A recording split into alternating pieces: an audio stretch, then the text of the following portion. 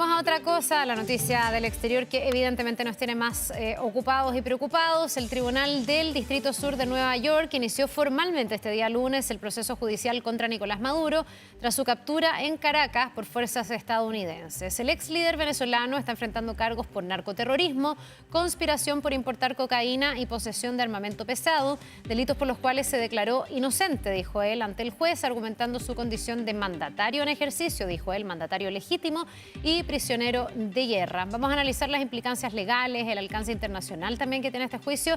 Para esto está con nosotros Roberto Valle, abogado, miembro asociado del Centro de Estudios Internacionales de la Universidad Católica. Muchas gracias por estar con nosotros y bienvenido. Buenos días, Carla. A ver, partamos con algo que estábamos hablando fuera de cámara, me pareció interesante. Tú me decías, Roberto, hay que analizar aquí qué es este juicio y qué no es, porque en este lado del mundo, claro, estamos atentos al Maduro, violador de derechos humanos, represor, que tiene presos políticos, a los que ha torturado, a los que en algunos casos han desaparecido, pero ese no es el Nicolás Maduro que ayer enfrenta a la justicia, o no son las razones por las que está enfrentando a la justicia. ¿De qué se trata este juicio en particular? Efectivamente, este juicio inicia su etapa procesal el año 2020 con el primer indictment que se emite en contra de Nicolás Maduro. Y este es un juicio por delitos federales estadounidenses muy específicos, que es el delito de narcoterrorismo, el delito de uso de armas de guerra para otros fines y el delito de contrabando, etcétera, importación de cocaína en Estados Unidos. Este no es un delito, o sea, no es un juicio relativo a materias de derechos humanos, las cuales se encuentran bastante acreditadas por los distintos informes de Naciones Unidas, el informe también de la ex alta comisionada general de Derechos Humanos, Michelle Bachelet, que emitió un informe muy duro contra Venezuela. Eso no está en juego en lo que vimos en la audiencia de ayer y en este proceso. Ya, quiero quedarme con lo del narcoterrorismo. ¿Ese delito como tal existe? Desde el punto de vista del derecho internacional, al parecer no, y son como una mixtura de dos delitos distintos, una cosa el narcotráfico, otra el terrorismo, y no sé si en la legislación estadounidense existe como tal. Sí, acá hay que hacer una diferencia. Acá no estamos hablando de derecho internacional propiamente tal, sino que estamos hablando del derecho interno de Estados Unidos. En el derecho interno existe esta figura, en el indictment se menciona específicamente que está siendo procesado por el delito de narcoterrorismo y los otros delitos que se le imputan a él, a su señora, a su hijo y a otros altos personajes del régimen de Venezuela. Ya, pero ¿qué es lo que se debe demostrar o cuál es la motivación, digamos, el fin que tiene el narcoterrorismo? Porque una cosa es traficar droga, eso sería narcotráfico. Claro. Otra cosa es generar un atentado terrorista. ¿En qué momento el narcotráfico y el terrorismo se juntan? ¿En qué tipo de operaciones? ¿Qué es lo que le están imputando a Nicolás Maduro en este caso? A Nicolás Maduro le están imputando el delito de narcotráfico propiamente tal y cómo afecta a eso a Estados Unidos, y Estados Unidos le da una calificación por la masividad que tiene, por la cantidad de personas que se utilizan, por los medios, por el uso de estas armas pesadas, etcétera, en la cadena de suministro que va de Venezuela a Estados Unidos. Se le agrega esta condición también de terrorista, de que genera efectivamente un pánico en la población estadounidense. Hay que recordar que la población de Estados Unidos hoy en día está muy enfrentada en el día a día al tema de las drogas. Son súper conocidas estas imágenes en San Francisco de la gente en las calles con el fentanilo. Lo mismo ocurre con el caso de la cocaína, que es el específico para Venezuela. Entonces, en ese escenario se mezclan estos dos componentes. ¿Y qué va a ser importante demostrar aquí el rol que jugaba Maduro con pruebas? Yo me imagino que el estándar de prueba igual debería ser alto. ¿Y de qué manera se va a poder ir como llevando a la práctica y demostrándole al tribunal que lo que está imputando a Estados Unidos es cierto? Hay algunos que ven que aquí podría haber una justificación con otros fines. A ver, el estándar tiene que ser más allá de toda duda razonable. Entonces, lo que va a tener que ser capaz de explicar el fiscal al jurado cuando lleguemos al juicio va a ser tratar de convencer a estas 12 personas del jurado de que efectivamente Maduro cometió este tipo de ilícito. Las pruebas las vamos a empezar a descubrir ahora. ¿Por qué? Porque desde la audiencia del día de ayer inicia el periodo de discovery, que es el periodo en el cual la fiscalía y la defensa empiezan a intercambiar las pruebas de ambas partes. Es como cuando acá se formaliza la investigación, ¿no? Claro, lo que ocurrió ayer es una suerte de formalización de la investigación con algunas particularidades propias del sistema americano que acá en Chile no existen, por ejemplo, esta declaración de culpabilidad e inocencia. Claro, ahora, ¿es necesario que Estados Unidos demuestre que esto de alguna manera afecta a los intereses estadounidenses? Porque aquí hay una teoría en el fondo, que es que Nicolás Maduro lideraba este cartel de los soles, que es un cartel de narcotráfico, que estaría vinculado igual al terrorismo, que tenían dentro de su lógica el llevar droga a Estados Unidos y matar a miles de personas en Estados Unidos. O sea, Estados Unidos dice, esto a mí me afecta directamente, al menos así lo expone la Fiscalía. ¿Eso es materia relevante dentro del juicio? ¿O el puro hecho de haber llevado drogas, de haber, no sé, mandado a matar, a secuestrar y otro tipo de delitos de alta connotación que pudieran ser calificados como terroristas ya es suficiente? No, es relevante porque el indictment inicia específicamente por el hecho de que Maduro estaría afectando a la población americana con el desarrollo, en el fondo, o la comisión de estos delitos. Entonces, ese es un punto como crucial a la hora de determinar cómo se va a desarrollar el juicio. Ahora bien, acá ya hubo un convencimiento de un jurado. Existe un jurado anterior al juicio que es el que le aprueba el indictment al tribunal. Entonces ya hubo una suerte de análisis de la razonabilidad de los hechos que se le imputan a Nicolás Maduro. Perdona que yo traiga, sé que debe haber un montón de diferencias, pero que lo traiga a nuestro sistema para que tratemos como de hacer el símil, imaginarlo con todas las diferencias que puede haber entre uno y otro sistema. Pero es como cuando acá se dice si fue admisible o no admisible. Acá se presenta un recurso y a veces te lo declaran admisible, lo acogen y se le da trámite, y a veces te lo declaran inadmisible y queda ahí. Es una cosa Claro, así, pero en este caso con un jurado. Sí, es una etapa previa con un jurado al cual se le muestran en el fondo las razones por las cuales se quiere imputar a una persona y se le dan ciertos antecedentes y el jurado califica en el fondo si esto es razonable o no es razonable. Ahora bien, también hay que destacar, incluso lo señalaba ayer el embajador de Estados Unidos ante Naciones Unidas, que Estados Unidos está haciendo un relato revistiendo esta operación como una operación de carácter policial, sí, no una operación de carácter militar. Y eso es relevante desde el punto de vista del derecho internacional, pero también es relevante desde el punto de vista del juicio mismo porque cuando llegan las Fuerzas Armadas estadounidenses van con agentes del FBI, de la DEA y le leen los derechos a Maduro, hacen todo el procedimiento como que se tratara un arresto, y esto en base a las leyes de extraterritorialidad de Estados Unidos que les permiten perseguir delitos cometidos por personas naturales en cualquier parte del mundo, en el caso de estos delitos de alta connotación. Ya, pero ¿cómo choca eso con el concepto de soberanía de los países que están cautelados en el derecho internacional? Porque uno irá en cualquier lugar del mundo, claro, pero no sé si dentro de un país en el que tú tienes que ingresar al territorio y en este caso llegar hasta una edificación fortificada, porque no sabemos exactamente dónde estaba, pero tal vez una base, tal vez un domicilio, donde decía un palacio de gobierno. Ahí no, en el fondo choca una cosa con la otra, ¿no? Claro, ahí entra en tensión el derecho interno americano que permite esto con la Carta de Naciones Unidas que prohíbe en el fondo el uso de la fuerza, la vulneración de la soberanía de los estados. Y ahí hay un precedente o no en el caso de Noriega, porque Manuel Noriega también era un presidente. En ese caso, claro, Estados Unidos no sé si lo había legitimado como alguna vez legitimó a Maduro. Después te voy a preguntar por la inmunidad, que ese es otro tema. Pero en el fondo también se hace una operación para extraer a Noriega desde Panamá, se lo lleva a la justicia y ahí también se discutió si esto era legal, si era ilegal, qué tipo de operación era. Al final la justicia consideró que era legal y él terminó tras las rejas, terminó con una condena de 40 años.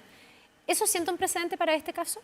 Sí, ¿Es similar? siento un precedente para este caso, es similar, efectivamente es un caso también de narcotráfico o asociado al narcotráfico. Esto ocurrió en el año 1989 en el mandato de Bush papá, también presidente republicano, que usó también la ley interna de Estados Unidos para efectos, la ley interna y también la política interna para efectos de ir a buscar a Manuel Noriega a Panamá. Ahí hay una diferenciación entonces en el estatus o cómo se quiere comprender el estatus de Maduro que es relevante, ¿o no? Porque lo que ha dicho la Fiscalía es que finalmente aquí se hizo una operación para traer un prófugo de la justicia por los delitos que ya se le imputaban desde el 2020, pero ayer Maduro, y quienes son más críticos de esto también podrían coincidir con la mirada de que él se declara y dice estoy secuestrado y yo me considero un prisionero de guerra. Ahí entramos de nuevo en el debate de si esto es una operación militar, como han dicho algunos, incluso algunas autoridades estadounidenses, o es una operación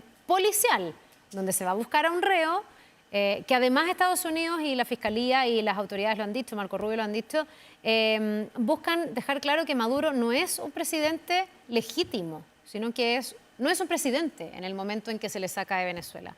Son varios conceptos interesantes de cómo estamos entendiendo quién es Nicolás Maduro hoy y quién era al momento de extraerlo y de qué forma se le extrajo. Sí, ahí también hay que destacar un punto adicional. El indictment habla no solamente del Maduro como presidente, sino que habla que él habría iniciado la comisión de estos delitos muchos años antes. Entonces, cuando no estaba bajo el alero de la protección de la inmunidad diplomática, etc., después fue presidente por un periodo, Estados Unidos lo consideró legítimo hasta el año 2019, cuando reconoce el gobierno de Juan Guaidó. Claro, porque ahí llega por elecciones. Que llega por elecciones, o antes de eso llega por elecciones, y ahora, en el fondo, en esta categoría como presidente legítimo, en el concepto estadounidense, retomaría su calidad, por así decirlo, de persona común y corriente, y por tanto se hace esta operación de carácter policial. Ya, pero ahí probablemente se discuta sobre si Maduro tiene o no tiene inmunidad. ¿Cómo funciona la inmunidad? En el fondo, tú eres presidente, 4 años, dependiendo del régimen, pero ya en Venezuela puede haber sido 6, no sé, porque los periodos son distintos, pero una cantidad de años, ¿y esa inmunidad te sigue acompañando como expresidente o tú dejas de ser presidente y se acaba la inmunidad? Porque ahí también hay distintas miradas, de decir, bueno, pero es que él sí fue presidente y en algún momento Estados Unidos sí lo reconoció, por lo tanto eso le otorgaría inmunidad. Otros dicen no, porque él ya no era legítimo porque se robó las últimas elecciones. Claro, acá tenemos que ir a la Convención de Viena, que es la que regula todo este tema. Y efectivamente, mientras un jefe de Estado está ejerciendo sus funciones como tal, goza de una inmunidad atendida a su calidad de jefe de Estado, que impide que sea procesado por otros países, en el fondo por la comisión de delitos, etc. Eso es por una parte. Después, cuando una persona deja de ser jefe de Estado, esa inmunidad sigue vigente, pero tiene un estándar un poco menor. O sea, hay ciertas causas que permitirían, en el fondo, iniciar un juicio contra un expresidente en materia internacional. Ahora bien, esto es lo que dice el derecho internacional y otra cosa es lo que vaya a decidir el gobierno y las autoridades de Estados Unidos para este caso en concreto. Ahora, eso depende de si Estados Unidos lo reconoció o no lo reconoció en determinado momento, de si las elecciones fueron legítimas o ilegítimas, que en el fondo se podría argumentar hoy día para declarar o para debatir si es que era un presidente legítimo y por tanto gozaba de inmunidad o si ya era ilegítimo y por tanto esa inmunidad se pudo haber extinguido. Yo creo que son dos hitos. Uno, inicialmente cómo está construido todo el relato de Estados Unidos es que Maduro inició la comisión de sus delitos mucho antes de que tuviera cualquier tipo de inmunidad. Estamos hablando de delitos que empezaron a ocurrir hace 20 años atrás, no el día de hoy y no el día en que él asumió como presidente. Después, en una segunda etapa, hay Estados Unidos, y hay ciertos precedentes en las Cortes Americanas, que dicen que al haber perdido su legitimidad como gobernante de Venezuela, no estaría sujeto a este tipo de protecciones. Y ahí también hay un poco de esa discusión que se dio en el caso de Manuel Noriega. ¿Y esto de la inmunidad tiene alguna instancia previa al juicio? Lo estoy nuevamente trayendo de una manera media forzosa a Chile para tratar de entenderlo, porque acá lo que tenemos en el caso de los parlamentarios, lo que tenemos en el caso, no sé, de los fiscales, por ejemplo, ahora estamos con el fiscal Guerra, con esto de la querella de capítulos, estamos con, bueno, los jueces también tienen una inmunidad, con esto del desafuero, donde como formalmente la justicia le quita la inmunidad. En el caso de Maduro, se va a discutir si la tiene o no la tiene, pero si la tuviera, ¿habría que quitársela o eso no existe? Y en el fondo, si tiene la inmunidad, el juicio llega hasta ahí. Lo que va a pasar es que en las mociones prejuicio, o sea, lo que va a ocurrir desde ayer, en el fondo, hasta que se inicie el juicio propiamente tal, se va a abrir un espacio de mociones prejuicio. Y en ese espacio de las mociones prejuicio, probablemente los abogados de Nicolás Maduro y su señora, que son los dos detenidos en este momento, van a alegar y van a desestimar en el fondo la jurisdicción de Estados Unidos para conocer sobre este tipo de delitos y juzgar a Nicolás Maduro, y ahí el juez va a ser el que va a tener que decidir sobre la legalidad en el fondo del procesamiento que se está llevando adelante contra él o no. Ya, ¿y eso en qué plazos debiese ocurrir? Porque la única fecha que conocemos hasta ahora es el 17 de marzo, quedó citada para esa fecha la próxima audiencia. De aquí al 17 de marzo, ¿qué pasa? Y el 17 de marzo en esa audiencia, ¿qué pasa? Ya, de aquí al 17 de marzo ocurre o empieza a ocurrir este tema del discovery, que en el fondo la Fiscalía le entrega las pruebas a la defensa le entrega sus propias pruebas, y comienza la discusión interna en el fondo respecto de la comisión misma de los delitos. La audiencia del 17 de marzo es una audiencia de seguimiento, donde el juez probablemente va a fijar ciertos plazos, donde el juez va a tomar conocimiento de estas mociones prejuicio que se presenten por la defensa de Nicolás Maduro, se va a volver a conversar respecto de la posible libertad bajo fianza. Esas son las cosas que se van a ver. Va a ser una audiencia, igual que la de ayer, relativamente corta, es una audiencia de carácter procedimental y no vamos a ver cuestiones de fondo. Y acá es súper importante destacar que pese a que las audiencias en Estados Unidos revisten un carácter público desde el punto de vista legal, no son televisadas. Entonces el rol de la prensa acá va a ser esencial, porque la prensa va a ser la intermediaria Es la que cuenta todo esto. claro, va a ser la intermediaria entre lo que pasa en el juicio, las personas, y a nosotros nos interesa que la prensa haga un muy buen trabajo, porque para poder comentar de estos temas necesitamos muy buena información de lo que pasa allá adentro. Bueno, fue lo mismo de ayer. Ayer no pudimos ver nada, pero supimos que Maduro había dicho que era inocente, supimos que había dicho que él se sentía secuestrado, etcétera, etcétera. Ya, y el 17 de marzo, ¿se podría ya dar una fecha para que empiece el juicio o para empezar un juicio propiamente tal que da mucho tiempo? En el fondo, ¿cuánto podría demorarse el poder tener ya zanjado el futuro judicial de Nicolás Maduro? A ver, en un juicio normal en Estados Unidos existen ciertos plazos que se han ido dando de materia, o sea, en forma consuetudinaria, o sea, por la práctica de los juicios. Este es un caso de alta connotación pública donde está involucrado un mandatario extranjero, etcétera. Yo creo que se van a tomar muchas precauciones, se van a tomar mucho más tiempo. En la audiencia del 17 de marzo probablemente se va a fijar un plazo para el término de la etapa del discovery, esta discusión de la prueba entre las partes, pero es muy difícil que veamos una fecha de inicio del juicio en el corto plazo. Ayer vimos que el abogado que representa a Nicolás Maduro es el mismo que representó al fundador de Wikileaks, a Julian Assange. ¿Ese es un abogado que se lo paga Maduro, que se lo pone el gobierno? ¿Es un abogado privado? ¿Es un abogado estatal? ¿Cómo funciona esto? Porque ayer, en alguno de los muchos periodistas que relataban lo que había pasado dentro de la audiencia, había uno de Fox News que decía que Maduro estaba muy impresionado de que se le haya dado la posibilidad de optar a un abogado, o sea, de ponerle una defensa, de que él tenía derecho a guardar silencio, o sea que había una serie de garantías que él había manifestado en la audiencia, esto es lo que narra la prensa y Fox News en particular, que le había sorprendido la cantidad de garantías que tenía el proceso. Es un abogado privado, no es un abogado, o por lo menos no conocemos públicamente que sea un abogado de los que proveídos por el Estado. Como nuestra Defensoría Penal Pública. Como nuestra Defensoría Penal Pública, no estaríamos ante ese caso, sino que se trataría de un abogado privado. ¿Y eso lo tiene que pagar el propio Maduro? Ese lo debería pagar el propio Maduro. Vamos a ver, vamos a ir conociendo más detalles en el tiempo, pero en principio y lo mismo no para es su un mujer caso Cilia Flores, entiendo. que tiene otro abogado, también de carácter privado, no proveído por Estados Unidos. Ya, ahora, yo te hablaba de las garantías y cómo Nicolás Maduro habría expresado esto dentro de la audiencia.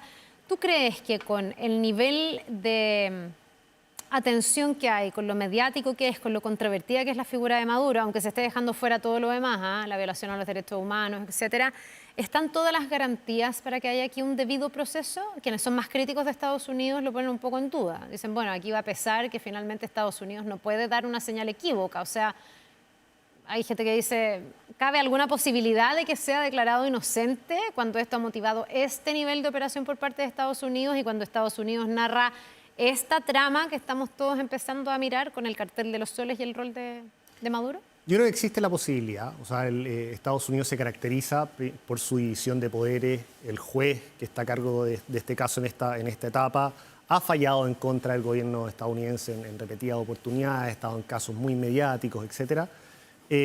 Pero al parecer, y por este estándar de razonabilidad que ya se le habría presentado jurado, etcétera, las pruebas parecen ser contundentes respecto a lo menos ciertos de los delitos que se le imputan a Maduro y a su señora.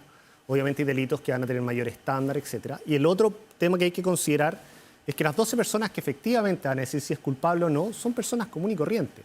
Y personas que se ven expuestas a todo lo mediático que ha sido este proceso, probablemente se ven expuestas o han visto gente que ha sufrido por el tema de las drogas en Estados Unidos. Entonces, efectivamente, en casos tan mediáticos como este, se pueden generar ciertas tensiones que deriven en que sea más fácil que se declare culpable a Nicolás Maduro y a su señora. Que en el fondo le pese o influya ser Nicolás Maduro y que no pueda dejar totalmente de lado todo lo demás que se le cuestiona. Efectivamente. Que es tanto más relevante que esto, tal vez. Y las 12 personas que van a integrar el jurado hoy día están viendo las noticias en Estados Unidos y están viendo esto, están viendo que se habla de las pruebas, etcétera.